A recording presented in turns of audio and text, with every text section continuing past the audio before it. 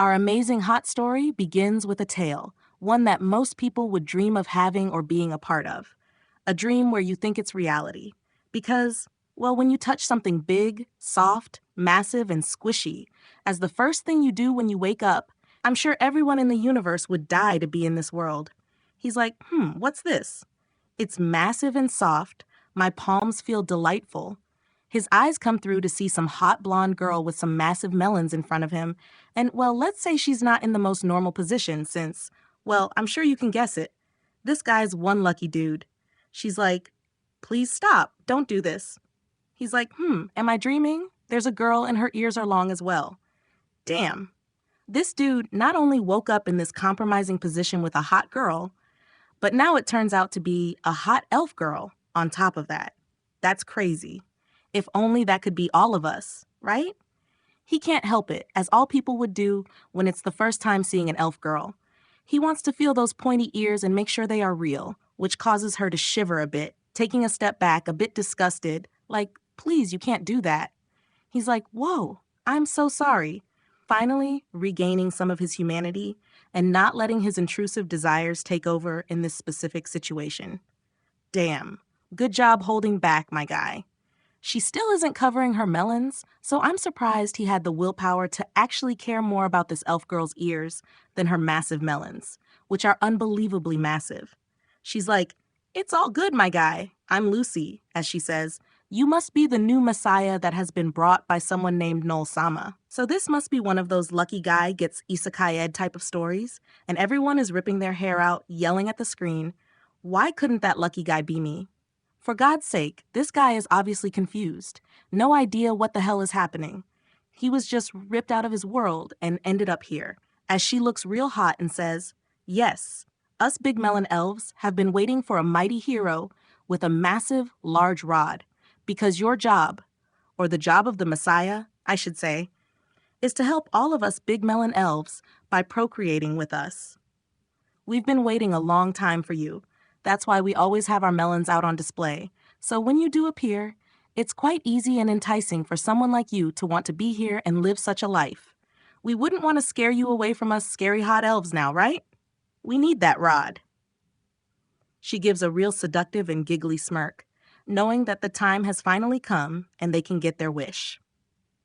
Man, is this guy going to be unlucky and not have a moment's rest? His poor soul and rod? Or is it one of those situations where he's just so lucky that you don't care how many times it happens or how long it continues? Because, well, I don't think a lot of people would be upset in a situation where someone as good-looking as this elf would be offering something like this out of nowhere, especially someone you just met, of all things. But how did this lousy guy get here? Well, it skips back to how most people are depressed and annoyed that they have to work and are living such a boring life without big melon elf girls in their life. But his life changes when he encounters a freaky cosplayer in the street, some weird-looking mage girl. Obviously, he isn't going to think anything different, right? He's like, oh, hey girl, what's up with that weird outfit? Well, she must be lost and is searching for her mom or dad or something. Let's go help. He's like, are you lost? Do you need help? But she's like, wow, you can actually see me, dude. He's like, wow, is she some sort of tinfoil kid or something? What's up with her? Ain't it obvious that I can see her? What the heck? But we see, since, well, we already know what these elves are after, this one small gesture has got her going. She's blushing, staring at him like she's found her savior, thinking, wow, offering to help with such generosity and the ability to notice my existence, this weak, puny guy is the strongest man on earth.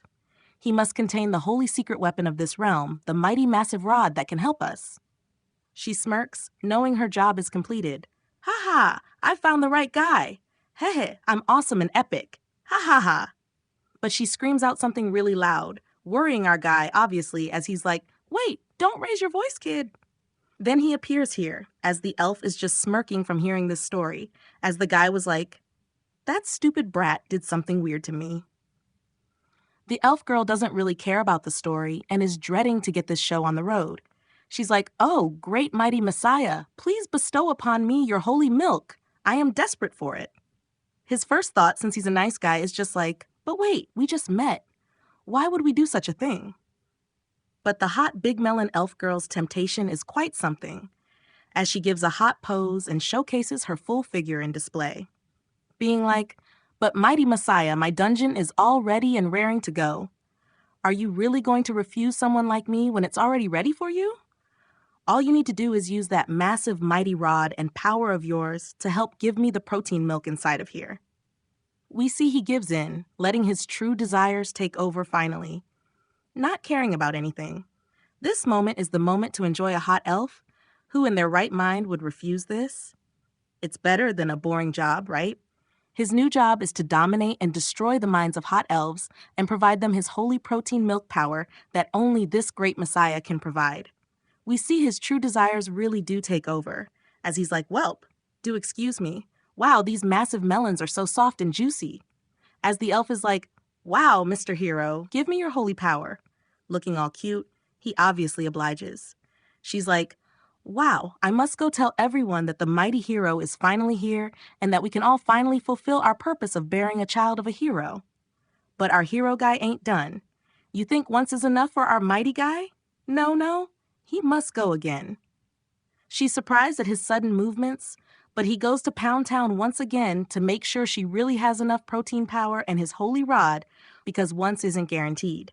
He must guarantee success.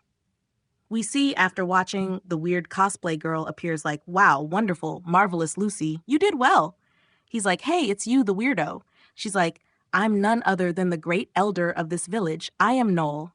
He's like, "But you're of no age to be an elder," as he's taking appearance quite seriously.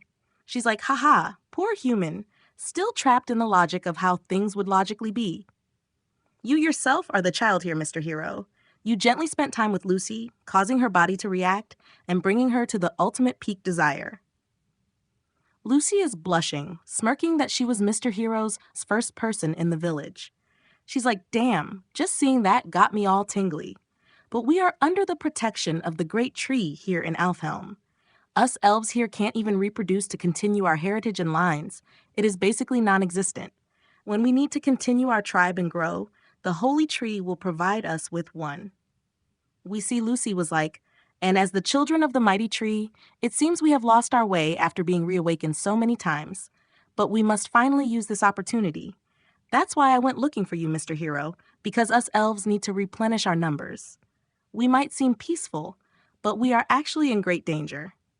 Mr. Hero, we need your mighty rod to provide us with mighty warriors to help defend ourselves. Only your protein milk and holy power that you can shoot into the dungeons will help us. So please, Mr. Hero, let me, as an elder of the village, bear one of your holy children."